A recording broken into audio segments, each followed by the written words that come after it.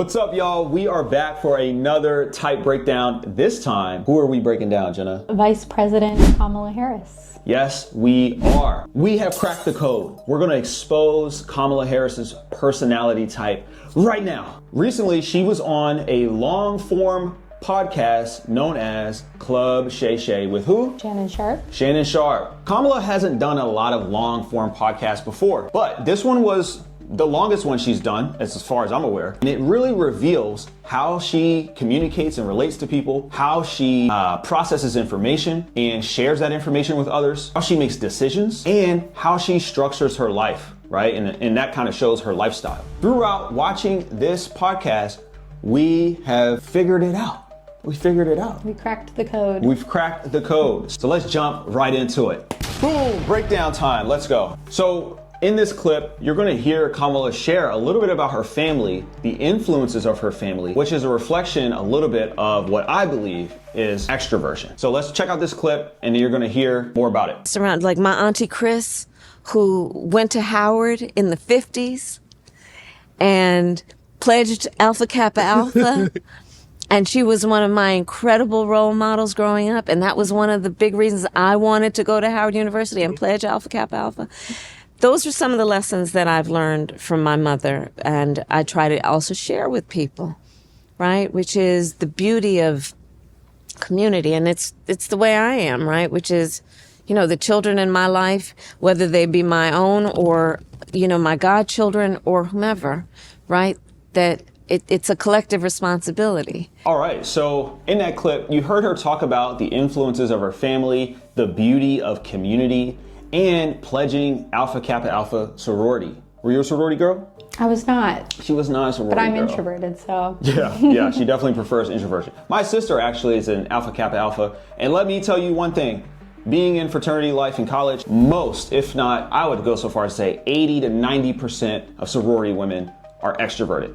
Why? Because of the facet of the personality called being gregarious, right? Wanting to be in broad groups, wanting to be in big circles, right? That typically is a reflection of extroversion. Now, there's another quick clip as well that we want to show you that we also think reflects that Kamala is an extrovert as opposed to an introvert. My instinct kicked in immediately that I need to focus and I need to do certain things immediately, which included making, I think we estimated I made over 100 calls that day.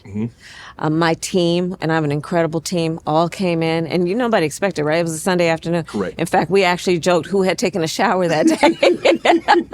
Because, people came in their workout clothes, different people, and, a bandana around their head, just, and came in, and we then, That part where she's cracking a joke, has Shay laughing, that's a reflection of she's pretty enthusiastic, right? She's sharing that she had to get to work the moment Biden let her know that he was dropping out and that she was going to carry the torch. So she called up her people from her old campaign and said, hey, we got to get to work. Some people were coming there straight from the gym. So she's cracking a joke, showing she's a little bit more lively, wanting to be more interactive. Okay, so now we want to take a look and see if Kamala is more intuitive or sensing. Another way to think about that is she more conceptual or literal? So let's take a look at this clip and we'll talk about it afterward. the resources to knock on doors and remind folks of the power of their voice. Mm-hmm. And 12 days in, it really is a lot about trying to focus on getting folks to know their power, to not let anybody suppress or silence their voice, and to... All right. Okay, so in that clip, she's speaking to voting, giving someone power, the meaning that your vote has. And I think that that leans more into her being more conceptual. Yeah, right? I agree. There's another clip too that we want to discuss that also conveys what we think Kamala being more intuitive than sensing. And then Jenna's going to break that down for us. Here we go. It's your turn. Mm-hmm. You're too young. Nobody like you has done this before. And I tell them, you know, don't you ever listen to that. I like to say, I eat no for breakfast. I don't hear no. You ask me what I eat for breakfast? I eat no for breakfast. I don't hear it. Right. And that's part of what are my life lessons that I try to share with young people to remind them that you cannot ever be burdened by other people's limited ability to understand who you are. So this clip really highlights her communication and communicating in more associations, like when she talks about eating no for breakfast. Yeah. And really just her belief of not limiting oneself, but she didn't just say that outright. She sort of used this analogy to make her point. So that also lends us to believe that she is more of an intuitive preference. Yeah. How does Kamala tend to make decisions? She's running for president of the United States, y'all. Was it 47? I think she's running for the 47th president of the United States.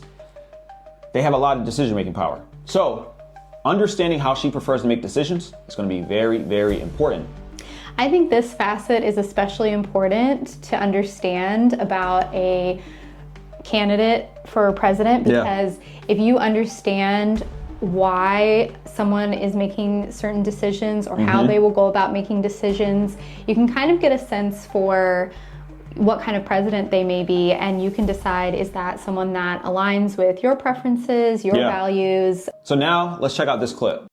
And to hopefully inspire people and to remind them of what's important or point out the things that need to be addressed. So, for example, as only the second Black woman elected to the United States Senate, I took on a real role of leadership around Black maternal mortality, which affects Black women and affects their spouses, their husbands, their families, their children.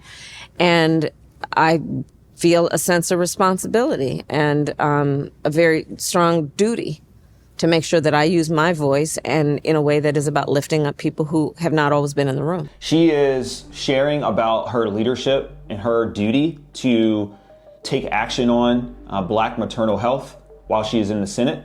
That conveys to me that she's definitely more of a compassionate decision maker and an empathetic decision maker.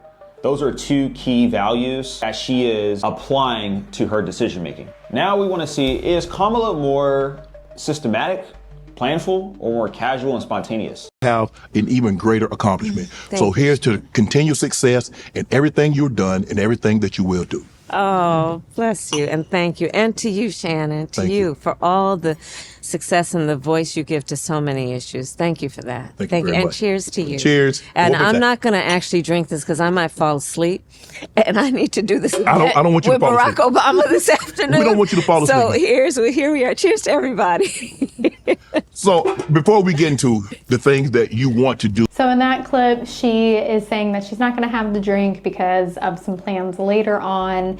And someone who is a little bit more casual, maybe a little bit more flexible with their schedule, might not really be thinking that far ahead. They might be just living in the moment in the interview. And she's, like we said, planning ahead and thinking ahead, which definitely tells us she's a little bit more of a J preference, a little bit more methodical. Actually, out of all the podcasts we watched, including this one with Shannon Sharp, I think the clearest part of her personality is that she's a judging preference, which means that she's going to be way more structured, planful, systematic. And that's part of the reason why she comes off like very on point, and she rarely goes off script or off her talking points, is because she's disciplined in that way. Like, she wants to stick to a routine. That now reveals Kamala Harris's personality is what? We believe in ENFJ. Yes, and that in our in motion framework is a decisive guider. Guiders are typically known for being great coaches, people who are very attuned to the needs of other people, and also seeking to make a greater impact on people's lives through the decisions and the responsibilities that they have being a leader. But it doesn't just stop there. We now want to examine, what is Kamala Harris's shadow personality? What is her shadow? A lot of people miss out on the underdeveloped parts of these leaders' personalities. Because here's the thing, they're going to have a lot of power. And if there's too much stress, what's going to happen is it's going to put them in their shadow personality. All right. Kamala's shadow, based on being a decisive guider, indicates that she is going to really struggle with introverted thinking, or as we say in the emotion model, accuracy or analysis. This is really, really interesting. So Carl Jung shared about what does abnormal introverted thinking or accuracy look like? Here are some of the characteristics that Kamala may show when she's in her shadow. She may show a use of unconscious logic, right? A logic that she thinks makes sense, but it actually doesn't make sense to the greater majority of people. Additionally, there may also be a childish sense of comparing oneself to other people and comparing herself maybe even to her past and how like effective she's being, right? That often comes out as what? Being self-critical, right? And then next is excessive criticism, not only to herself, but also the intimate circle that she's around. Some other elements of her shadow are going to be more scattered, right? So kind of taking in way too much information and not really knowing what to do in the situation. And she also, lastly, may come across as more controlling and almost militant, right? With maybe the people she's around and just the way she's carrying herself. That is Kamala's shadow. So now we have done both Kamala and Trump's personality breakdown. We also know what their shadow personalities are about. Now you're gonna go out and make a decision. Let us know if you think we got these personalities right. Let us know your thoughts, and we're looking forward to doing more type breakdowns in the future.